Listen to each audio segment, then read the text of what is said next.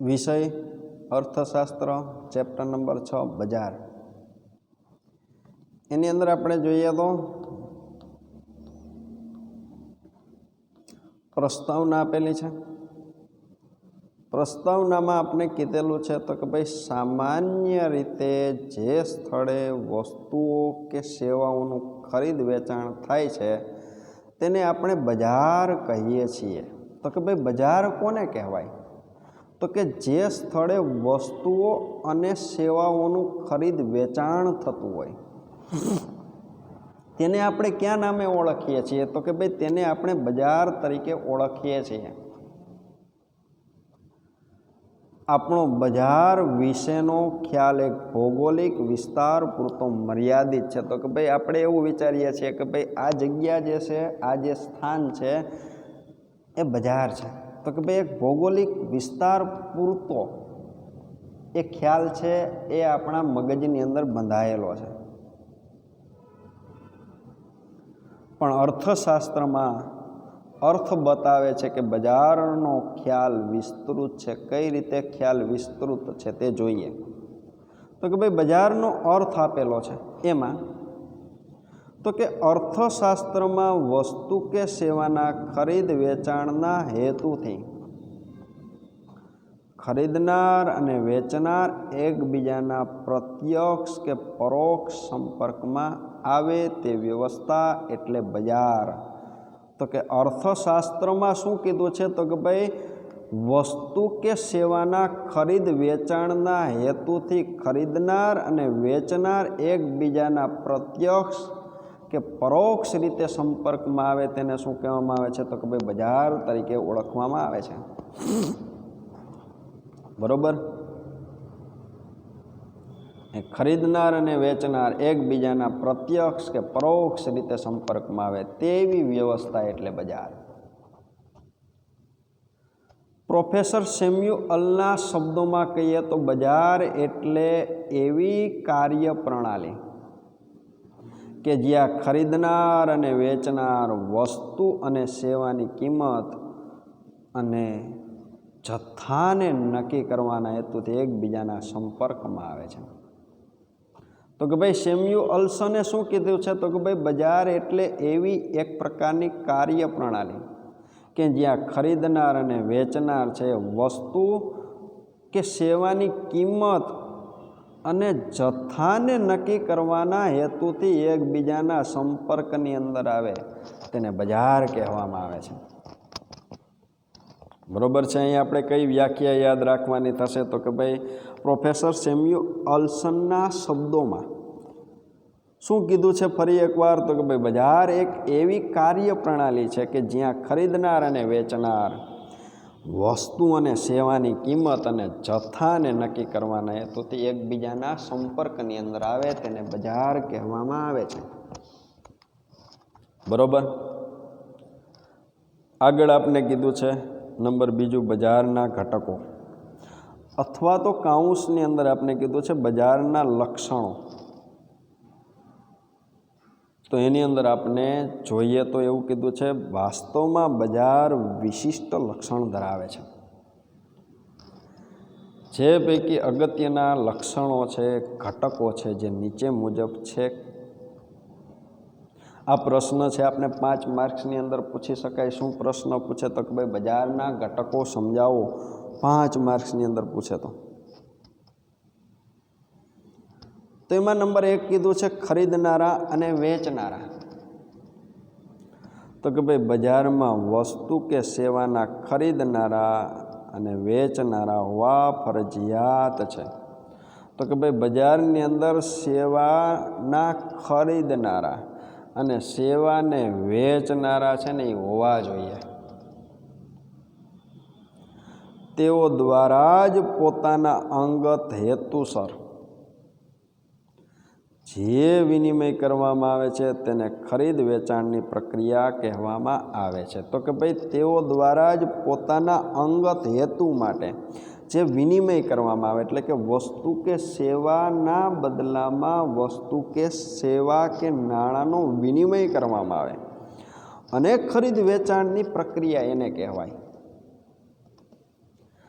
અહીં વેચનારનો પોતાનો નફો મહત્તમ કરવાનો ઉદ્દેશ અને ખરીદનારનો વસ્તુમાંથી મળતો સંતોષ મહત્તમ કરવાના હેતુથી આ પ્રક્રિયા જન્મ લે છે. તો કે ભાઈ આ પ્રક્રિયા જન્મ લે છે તેની પાછળનું કારણ શું છે? તો કે ભાઈ આ પ્રક્રિયા જન્મ લે છે એની પાછળનું કારણ તો કે ભાઈ વેચનારને મહત્તમ નફો મળવો જોઈએ તે ઉદ્દેશ છે, અને ખરીદનાર છે એણે જે વસ્તુની ખરીદી કરેલી છે એમાંથી એને મહત્તમ સંતોષ મળવો જોઈએ તે ઉદ્દેશ છે.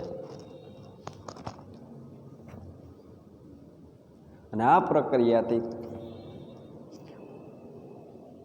બજાર છે તે જન્મ લે છે તેવું કહી શકાય. બરોબર છે. આગળ આપણે જોઈએ તો વસ્તુઓ અને સેવાઓ. તો કે ભાઈ બજારમાં માંગ પામતી અને વેચાણ થતી વસ્તુઓ કે સેવાઓ હોવી જોઈએ. તો કે ભાઈ બજારની અંદર કેવી વસ્તુઓ હોવી જોઈએ? તો કે ભાઈ બજારની અંદર જે વસ્તુની માંગ થતી હોય, બજારની અંદર જે વસ્તુઓ છે જેની માંગ થતી હોય એવી વસ્તુઓ હોવી જોઈએ, એવી સેવાઓ હોવી જોઈએ. બજારમાં ઉત્પાદક કે વેચનાર પોતાનો નફો મહત્તમ કરવાના આશયથી વસ્તુઓ કે સેવાઓના વિભિન્ન પ્રકારો તેમજ સ્વરૂપો બહાર પાડે છે. તો કે ભાઈ બજારની અંદર ઉત્પાદક છે એ પોતે શું કરશે? તો કે ભાઈ વેચનાર છે અને ઉત્પાદક છે એ પોતાનો નફો વધારવા માટે વસ્તુઓ કે સેવાઓને વિભિન્ન પ્રકારની અંદર કે વિવિધ સ્વરૂપની અંદર બહાર પાડશે અને તે વસ્તુઓ તથા સેવાઓ પ્રતિ ખરીદનારને આકર્ષવાનો પ્રયત્ન કરશે. આવી સેવાઓ અને વસ્તુઓ વિવિધ સ્વરૂપે બહાર પાડશે અને સેવાઓ અને વસ્તુઓ ગ્રાહકો કેવી રીતે ખરીદશે, એને કેવી રીતે આકર્ષવા એ માટેનો પ્રયત્ન કરશે. જ્યારે ખરીદનાર વસ્તુ કે સેવાઓના ઉપભોગમાંથી પોતાને સંતોષ મહત્તમ કરવા વસ્તુ અને સેવાઓનું આદર્શ સંયોજન ખરીદે છે. તો કે ભાઈ ખરીદનારા પોતે શું કરે છે? તો કે ભાઈ પોતે વસ્તુ કે સેવાઓના ઉપયોગમાંથી મહત્તમ સંતોષ કેવી રીતના મળે એ માટે પોતે આદર્શ સંયોજન વિશે વિચારશે.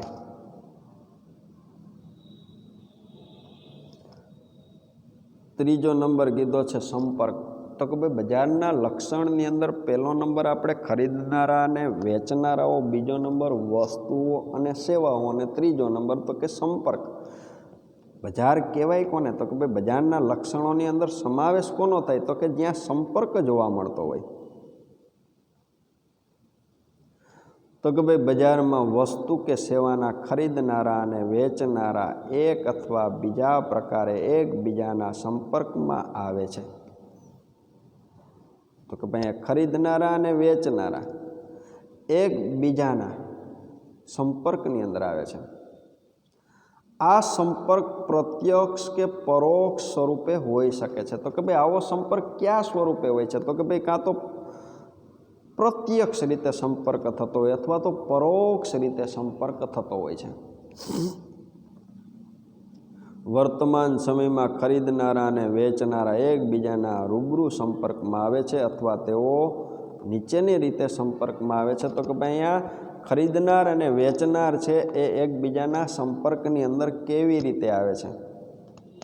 તો કે ભાઈ ખરીદનાર અને વેચનાર એકબીજાના સંપર્કમાં નીચેના સાધનો દ્વારા આવે છે.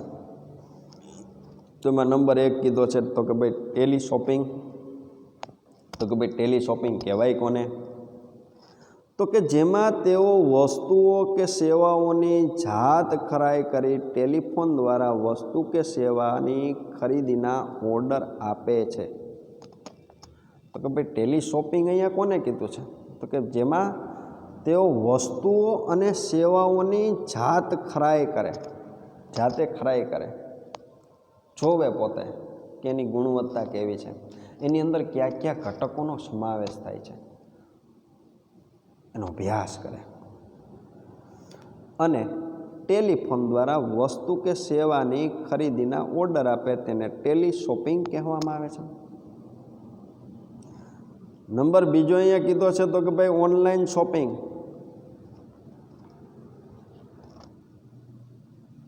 તો કે જેમાં તેઓ ઇન્ટરનેટના માધ્યમથી જે તે વસ્તુ કે સેવાના વેચનારની વેબસાઇટ પર જઈ વસ્તુ કે સેવાની પસંદગી કરે છે. બરોબર છે. અહીંયા ઇન્ટરનેટના માધ્યમથી શું કરશે તો કે ભાઈ વેચનાર છે એની વેબસાઇટ પર જશે અને વસ્તુ કે સેવાઓની પસંદગી કરે છે અને તે મુજબ વસ્તુ કે સેવાની ખરીદીના ઓર્ડર આપે છે. તો કે ભાઈ અહીંયા ગ્રાહક છે પોતે જે તે વેબસાઇટ પર જઈ જે તે વસ્તુ ખરીદવાનો પોતે ઓર્ડર આપશે. આમ વર્તમાન સમયમાં ટેલી શોપિંગ અને ઓનલાઈન શોપિંગ જેવા માધ્યમો દ્વારા વસ્તુઓ કે સેવાઓના ખરીદનારા અને વેચનારા પરોક્ષપણે એકબીજાના સંપર્કમાં આવે છે. તો કે ભાઈ સીધી રીતે સંપર્કની અંદર આવતા નથી, પરોક્ષ રીતે. તો કે ભાઈ ઓનલાઈન ઇન્ટરનેટના માધ્યમથી જે તે વેબસાઇટના માધ્યમથી ખરીદનાર અને વેચનાર છે એકબીજાના સંપર્કની અંદર આવે છે. બરોબર છે. હવે નંબર ચોથો કીધો છે તો કે ભાઈ કિંમત. એમાં તો કે ભાઈ બજારમાં ચોક્કસ સમયે કોઈ એક વસ્તુ કે સેવાની કિંમત નક્કી થયેલી હોવી જોઈએ. તો કે ભાઈ બજારની અંદર શું હોવું જરૂરી છે તો કે ભાઈ વસ્તુની કિંમત.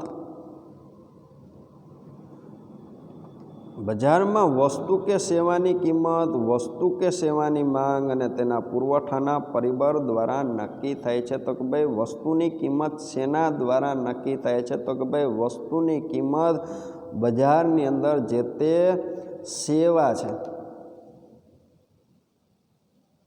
કે વસ્તુ છે એની માંગ કેવી છે, બજારની અંદર એનો પુરવઠો કેવો છે, એને અસર કરતા પરિબળો દ્વારા વસ્તુ કે સેવાની કિંમત નક્કી થતી હોય છે. જે અનુસાર બજારમાં વસ્તુ કે સેવાની કિંમત વસ્તુ કે સેવાની ખરીદનારાઓની માંગ અને વસ્તુ કે સેવાના વેચનારાઓ દ્વારા અપાતા પુરવઠા દ્વારા નક્કી થાય છે. તો કે આપણે અર્થશાસ્ત્રની અંદર અભ્યાસ કરેલો હતો તો કે ભાઈ વસ્તુની કિંમત નક્કી કરતા મહત્વના બે પરિબળો, એક તો વસ્તુની કિંમત અને કિંમત સિવાયના પરિબળો. એના આધારે વસ્તુની કિંમત છે નક્કી થતી હોય છે. એના માટે પણ તો કે ભાઈ માંગ અને પુરવઠો છે તે વસ્તુની કિંમત નક્કી કરનારા મહત્વના પરિબળ છે તે ગણી શકાય છે. અને નંબર 5મો કીધો છે બજાર સ્થિતિ અંગેની જાણકારી. એમાં આપણે જોઈએ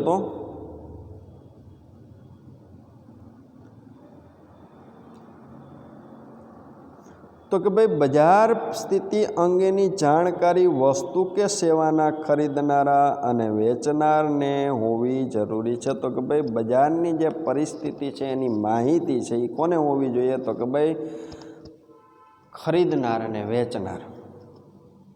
બજારમાં ફુગાવો અથવા મંદીના વલણો હોય અથવા કોઈ કુદરતી કે માનવીય આફત આવી હોય તેવા સંજોગોમાં ઉત્પાદન, વેચાણ, ખરીદીના સંદર્ભમાં યોગ્ય સમયે યોગ્ય જથ્થાને અનુસરતા નિર્ણયો લઈ શકાય છે. તો કે ભાઈ બજારની અંદર ફુગાવાની પરિસ્થિતિ હોય,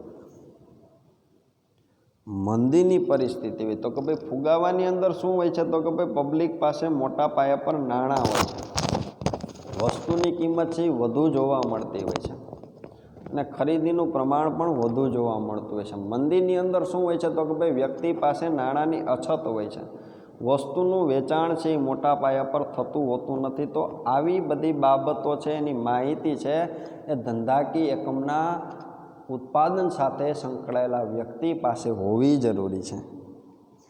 અને જથ્થાને અનુસરતા હોવા જરૂરી છે. તો કે એ મુજબ જથ્થો બનાવતા હોવા જરૂરી છે.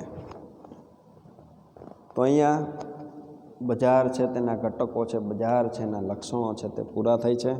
એ આપણો પ્રશ્ન છે તેને આપણે પૂર્ણ કરીએ છીએ. હવે આવે છે બજારનું વર્ગીકરણ.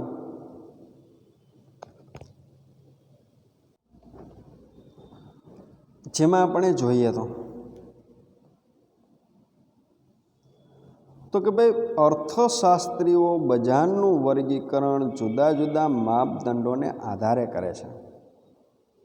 જે અનુસાર સ્થાન આધારિત બજાર, સમય આધારિત બજાર, વસ્તુના સ્વરૂપ આધારિત બજાર, વસ્તુના જથ્થા આધારિત બજાર, નિયંત્રણ આધારિત બજાર, હરીફાઈ આધારિત બજાર વગેરે દ્વારા તેઓ બજારના વિવિધ પ્રકારો સમજાવે છે. જેમાંથી આપણે અહીંયા 3 પ્રકારો છે તેનો અભ્યાસ કરવાનો છે.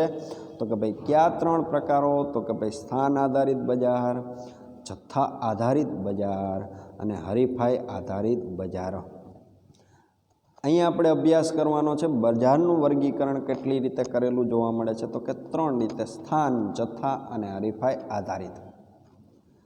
તો એમાં આપણે નંબર 1 જોવાનો છે સ્થાન આધારિત બજાર. એમાં તો કે ભાઈ સ્થાન આધારિત બજારને તેના ભૌગોલિક વિસ્તારને આધારે વિભાજિત કરવામાં આવે છે. આ વિભાગીકરણ નીચે મુજબ છે. તો કે ભાઈ જે સ્થાન આધારિત બજાર છે એને ભૌગોલિક વિસ્તારના આધારે વિભાજિત કરવામાં આવે છે. તો કે ભાઈ એ નીચે મુજબ એનું વિભાગીકરણ કરેલું છે. એમાં નંબર 1 આપેલું છે સ્થાનિક બજાર. તો કે સામાન્ય રીતે વસ્તુઓ કે સેવાઓનું જ્યાં ઉત્પાદન થતું હોય ત્યાં જ વેચાણ થતું હોય તેવા બજારને સ્થાનિક બજાર કહે છે.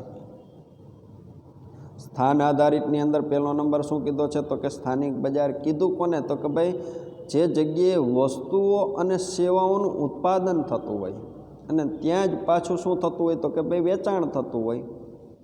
તો કે આવું જે બજાર છે ને કેવું બજાર કહેવાય? તો કે સ્થાનિક બજાર કહેવાય. અહીંયા સ્થાનિક બજાર કોઈ એક ચોક્કસ ગામ કે શહેર પૂરતું સીમિત હોય છે. તો કે ભાઈ સ્થાનિક બજાર સીમિત હોય. કઈ રીતે? તો કે ભાઈ કોઈ એક ચોક્કસ ગામ પૂરતું સીમિત હોય, કોઈ એક ચોક્કસ શહેર પૂરતું સીમિત હોય છે. ઉદાહરણ તરીકે માટીના વાસણોનું બજાર. બરાબર? તો કે ભાઈ માટીના વાસણો છે તેનું ઉત્પાદન જે જગ્યાએ થતું એ જગ્યાએ મોટાભાગે વેચાણ થતું હોય છે. બરાબર છે? બીજો નંબર કીધો છે આપને પ્રાદેશિક બજાર. તો કે જ્યારે વસ્તુઓ કે સેવાઓનું ખરીદ વેચાણ કોઈ એક ચોક્કસ પ્રદેશ પૂરતું સીમિત હોય છે ત્યારે તેને પ્રાદેશિક બજાર કહે છે. તો કે ભાઈ બજાર કેવું છે? તો કે ભાઈ એનું ખરીદ વેચાણ કોઈ એક ચોક્કસ પ્રદેશ પૂરતું જ છે. જેનો અર્થ એમ થાય છે કે એક રાજ્યમાં આવેલ વિભિન્ન બજારોને પ્રાદેશિક બજાર કહે છે. એક જ રાજ્યની અંદર આવેલા વિભિન્ન બજારો છે એને કેવા બજારો કહેવાય? તો કે ભાઈ પ્રાદેશિક બજાર. અહીં આપણે કીધું છે તો કે ભાઈ આ બજાર એક રાજ્યના જુદા જુદા જિલ્લાઓ સુધી વિસ્તરેલ હોય. દાખલા તરીકે ગુજરાત રાજ્યમાં અમદાવાદ ખાતેના વિભિન્ન બજાર અને વડોદરા ખાતેના વિભિન્ન બજાર એ વાસ્તવમાં પ્રાદેશિક બજારો છે. દાખલા તરીકે સુરતની ઘારી પ્રાદેશિક ભાષાના ચલચિત્રો અને પ્રાદેશિક ભાષાના પુસ્તકો. તો કે ભાઈ જે બજાર છે એની અંદર ઉત્પન્ન થયેલી વસ્તુ છે તે રાજ્ય પૂરતી સીમિત હોય એને પ્રાદેશિક બજારો કહેવામાં આવે છે. અમુક જિલ્લાઓ સુધી વિસ્તરેલ હોય એને પ્રાદેશિક બજાર કહેવામાં આવે છે. અહીંયા ઉદાહરણ આપને આપેલું છે તો કે ભાઈ અમદાવાદની અંદર જે વસ્તુનું ઉત્પાદન થાય છે એ વડોદરાની અંદર જે વસ્તુનું ઉત્પાદન થાય છે એ એટલે કે ગુજરાત પૂરતું સીમિત હોય એને પ્રાદેશિક બજાર કહેવાય. અહીંયા કીધું છે તો કે ભાઈ સુરતની ઘારી છે એનું વેચાણ તો કે ભાઈ ગુજરાત પૂરતું મર્યાદિત છે. અને ગુજરાતી પિક્ચર તો તો કે ભાઈ એનું વેચાણ પણ તો કે ભાઈ ગુજરાત પૂરતું મર્યાદિત છે. એને શું કહેવામાં આવે છે તો કે ભાઈ પ્રાદેશિક બજાર તરીકે ઓળખવામાં આવે છે. અને પછી અહીં આપણે કીધું છે તો કે ભાઈ રાષ્ટ્રીય બજાર. એની અંદર આપણે જોઈએ તો કે જ્યારે વસ્તુ કે સેવાઓ સમગ્ર રાષ્ટ્રમાં ખરીદ વેચાણ પામતી હોય તેવા બજારના કદને રાષ્ટ્રીય બજાર કહે છે. બરોબર? તો કે વસ્તુ છે એનું વેચાણ, સેવા છે તેનું વેચાણ અને ખરીદી તો કે ભાઈ આખા રાષ્ટ્રની અંદર થતી હોય તો કે ભાઈ આવું જે બજાર કદ ધરાવે છે એને રાષ્ટ્રીય બજાર કહેવાય. તો કે ભાઈ આ બજાર દેશના વિવિધ રાજ્યોમાં વિસ્તરણ પામેલ હોય છે. દાખલા તરીકે ડેરી પ્રોડક્ટ છે તે કે ભાઈ ડેરીની જે પ્રોડક્ટ છે તે આખા દેશની અંદર વેચાતી હોય છે. એ જ રીતના સાડીનું બજાર છે, હિન્દી ભાષાની નવલકથાઓ છે વગેરેનું બજાર. એને રાષ્ટ્રીય બજાર કહેવામાં આવે છે. પછીનો અહીંયા આપણે નંબર આપેલો છે એમાં આપણે કીધું છે તો કે ભાઈ આંતરરાષ્ટ્રીય બજાર. એમાં તો કે ભાઈ આંતરરાષ્ટ્રીય બજારને વૈશ્વિક બજાર પણ કહે છે. આ બજાર વિશ્વના વિવિધ દેશોના બજારો સુધી વિસ્તરિત હોય છે. તો કે ભાઈ વૈશ્વિક બજાર છે એ વિશ્વના બધા બજારો સાથે વિસ્તરિત હોય છે, એટલે કે જોડાયેલ હોય છે. આ બજારમાં થતા ખરીદ વેચાણને આયાત નિકાસ શબ્દો દ્વારા ઓળખવામાં આવે છે. તો કે ભાઈ આ બજાર છે એને કેવા શબ્દોથી પ્રયોજી શકાય તો કે ભાઈ વૈશ્વિક બજાર કહેવાય. પછી તો કે ભાઈ એની અંદર જે ખરીદ વેચાણની પ્રવૃત્તિ થાય છે એને આયાત કહેવાય, નિકાસ કહેવાય છે. તો કે ભાઈ આવી વસ્તુની આયાત અને નિકાસ, કેવી કેવી વસ્તુઓની આપણે આયાત અને નિકાસ કરતા હોઈએ તો કે ભાઈ અંગ્રેજી પુસ્તકો છે અને મોબાઈલ છે અને કેટલાક ઇલેક્ટ્રોનિક ઉપકરણો છે તે. એ બજારોનું આ વર્ગીકરણ ભૌગોલિક રીતે એટલે કે જળ રીતે રહ્યું નથી, કારણ કે વૈજ્ઞાનિક શોધખોળો, વાહન વ્યવહાર અને સંદેશા વ્યવહારની સગવડતાઓ, ફ્રીજ અને કોલ્ડ સ્ટોરેજની સગવડતાના કારણે બજારોના વર્ગીકરણમાં ફેરફાર થઈ શકે છે. એકની એક વસ્તુ પ્રાદેશિક બજારમાં પણ મળતી હોય તે જ વસ્તુ રાષ્ટ્રીય બજારમાં પણ મળતી હોય. તો કે આ જે વર્ગીકરણ કર્યું ને એ જળ નથી, કારણ કે આપણે દાખલા તરીકે એવી વાત કરી હતી કે ભાઈ માટીના વાસણનું બજાર છે તો કે ભાઈ આખા પ્રદેશ પૂરતું મર્યાદિત હોય ને આખા દેશની અંદર એની વસ્તુનું વેચાણ થતું હોય એક ગામમાંથી. બરાબર છે? હવે નંબર બીજો આપણે કીધો છે જથ્થા આધારિત બજાર. એમાં આપણે જોઈએ તો કે ભાઈ જથ્થા આધારિત બજારમાં મુખ્યત્વે બે પ્રકારના બજારનો સમાવેશ થાય છે, જેમ કે જથ્થાબંધ બજાર અને છૂટક બજાર, જે નીચે મુજબ છે. તો કે ભાઈ જથ્થાબંધ બજાર કહેવાય કોને? તો કે ભાઈ જથ્થાબંધ બજાર એ એવું બજાર છે જેમાં મોટા જથ્થામાં વસ્તુઓનું ખરીદ વેચાણ થાય છે. તો કે ભાઈ જથ્થાબંધ બજાર એટલે એવું બજાર કે જ્યાં મોટા પાયા પર મોટા જથ્થામાં વસ્તુઓ ખરીદી શકાય છે અને વસ્તુઓ વેચી પણ શકાય છે. જથ્થાબંધ બજારમાં જથ્થાબંધ વેપારી ઉત્પાદક પાસેથી મોટા જથ્થામાં વસ્તુઓ ખરીદે છે અને તેને છૂટક બજારમાં વેપારીઓને વેચે છે. તેને જથ્થાબંધ બજાર તરીકે ઓળખવામાં આવે છે. અહીંયા પ્રશ્ન પૂછે તો કે ભાઈ જથ્થાબંધ બજાર કહેવાય કોને? તો કે ભાઈ જથ્થાબંધ બજારમાં જથ્થાબંધ વેપારી ઉત્પાદક પાસેથી મોટા જથ્થામાં વસ્તુઓ ખરીદે છે અને તેને છૂટક બજારના વેપારીઓને વેચે છે, તો એને જથ્થાબંધ બજાર કહેવાય. આમ આ બજારમાં છૂટક વેચાણ કરતા નાના નાના વેપારીઓ ખરીદનાર બને છે. તો કે ભાઈ અહીંયા જથ્થાબંધ વેપારીઓ પાસેથી માલની ખરીદી કોણ કરે છે? તો કે ભાઈ બજારની અંદર જે લોકો છૂટક માલનું વેચાણ કરે છે, નાના નાના વેપારીઓ છે, એ જથ્થાબંધ બજારની અંદર ખરીદનારાઓ કહેવાય. અને આમ જથ્થાબંધ બજારનો વેપારી ઉત્પાદક અને ગ્રાહક વચ્ચેની એમ મહત્ત્વની કડી બને છે. અહીં એવું કીધું છે તો કે ભાઈ જથ્થાબંધ બજારનો વેપારી છે એ ઉત્પાદક અને ગ્રાહક વચ્ચે મધ્યસ્થી બને છે. કારણ કે ઉત્પાદક પાસેથી પોતે માલ ખરીદે છે અને ગ્રાહકોને માલ છે તે પૂરો પાડે છે. ઉદાહરણ તરીકે જથ્થાબંધ અનાજનું બજાર. બરાબર. આગળ તો કે ભાઈ છૂટક બજાર. એમાં તો કે ભાઈ છૂટક બજારમાં વસ્તુઓનું ખરીદ વેચાણ નાના પાયે એટલે કે નાના જથ્થામાં થાય છે. છૂટક બજારની અંદર તો કે ભાઈ વસ્તુઓનું ખરીદ વેચાણ કઈ રીતના થતું હોય છે? તો કે ભાઈ મોટા જથ્થામાં થતું હોતું નથી, નાના પાયા પર થાય છે. આમ છૂટક બજારમાં વેપારીઓ પણ બજારની અન્ય એક મહત્ત્વની કડી બની જાય છે. તો કે ભાઈ છૂટક બજારના વેપારીઓ પણ બજારની એક મહત્ત્વની કડી બની જાય. કઈ રીતે? કે ગ્રાહકો સુધી વસ્તુઓ છે ને પહોંચાડે છે. કોણ? તો કે ભાઈ છૂટક બજારના વેપારીઓ. અહીંયા છૂટક બજારના વેપારીઓ જથ્થાબંધ બજારમાંથી વસ્તુઓની મોટા જથ્થામાં ખરીદી કરી નાના નાના જથ્થામાં છૂટક રીતે એટલે કે ગ્રાહક વર્ગ છે તેને વેચે છે. બરાબર છે. તો કે ભાઈ અહીંયા છૂટક બજારની અંદર જથ્થાબંધ વેપારી પાસેથી માલની ખરીદી કરી છૂટક વેપારી છે એ ગ્રાહકોને જોઈતા પ્રમાણમાં વસ્તુઓ છે તેનું વેચાણ કરે છે.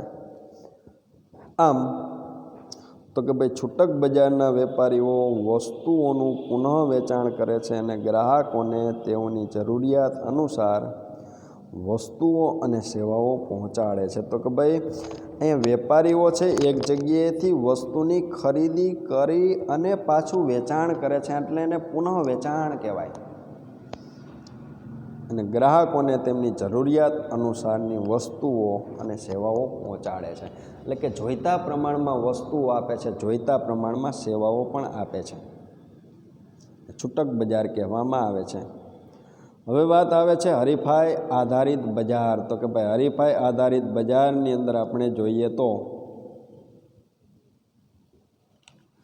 તો કે ભાઈ સામાન્ય રીતે હરીફાઈ આધારિત બજારને ખરીદનાર કે વેચનારાઓની સંખ્યા કે પ્રમાણના આધારે વર્ગીકૃત કરવામાં આવે છે. અગાઉ કાલે આપણે અર્થશાસ્ત્રના લેક્ચરમાં જોયું હતું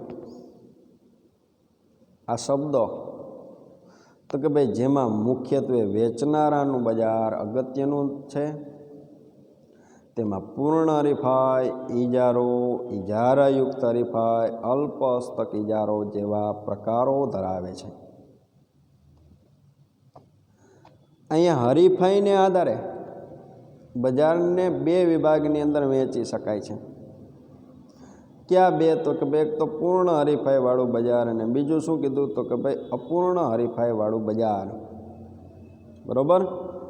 તો કે ભાઈ અહીંયા પૂર્ણ હરીફાઈવાળું બજાર અને અપૂર્ણ હરીફાઈવાળું બજાર એ હરીફાઈને આધારે બજારના પ્રકારો છે તેનું વર્ગીકરણ કરવામાં આવેલું છે. એમાં આપણે જોઈએ તો કે ભાઈ અહીંયા હરીફાઈ બજારોનું વર્ગીકરણ શેના આધારે? તો કે ભાઈ હરીફાઈના આધારે. બરાબર છે. તો એમાં જોઈએ તો નંબર 1 કીધું છે પૂર્ણ હરીફાઈવાળું બજાર અને બીજું કીધું છે અપૂર્ણ હરીફાઈવાળું બજાર. એમાં પૂર્ણ હરીફાઈવાળા બજારની અંદર ઇજારો, ઇજારાયુક્ત હરીફાઈ અને અલ્પહસ્તક ઇજારો.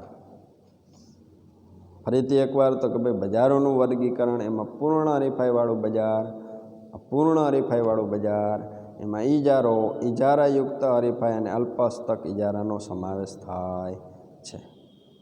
બરાબર. તો અહીંયા બજારોનું વર્ગીકરણ છે, બજારોના જે પ્રકારો છે તે પૂરા કરેલા છે કયા પ્રકારો હતા હજી એકવાર આપણે જોઈએ તો કે ભાઈ અહીંયા હરીફાઈ આધારિત બજાર નંબર 1 હતો. પછી તો કે ભાઈ જથ્થા આધારિત બજાર, એની અંદર જથ્થાબંધ બજાર અને છૂટક બજાર. પછી તો કે ભાઈ સ્થાન આધારિતની અંદર સ્થાનિક, પ્રાદેશિક, રાષ્ટ્રીય અને આંતરરાષ્ટ્રીય બજાર. બરાબર છે. આમ બજારનું વર્ગીકરણ છે અહીંયા 3 રીતે કરવામાં આવેલું હતું. એક તો સ્થાન આધારિત, જથ્થા આધારિત અને હરીફાઈ આધારિત. સ્થાન આધારિતની અંદર શું કીધું હતું? સ્થાનિક કીધું હતું, પ્રાદેશિક કીધું હતું, રાષ્ટ્રીય કીધું હતું અને આંતરરાષ્ટ્રીય કીધું હતું. જથ્થા આધારિત તો કે ભાઈ જથ્થાબંધ વેપાર અને છૂટક વેપાર. અને હરીફાઈ આધારિત તો કે ભાઈ પૂર્ણ હરીફાઈ અને અપૂર્ણ હરીફાઈવાળું બજાર. એમાં આપણને કીધું હતું અપૂર્ણ હરીફાઈની અંદર ઇજારો, ઇજારાયુક્ત હરીફાઈ અને અલ્પસ્તક ઇજારો. અહીંયા આપણે પ્રશ્ન છે બજારના પ્રકારો તે પૂર્ણ કરીએ છીએ અને આપણું લેક્ચર છે તે પણ પૂર્ણ કરીએ છીએ.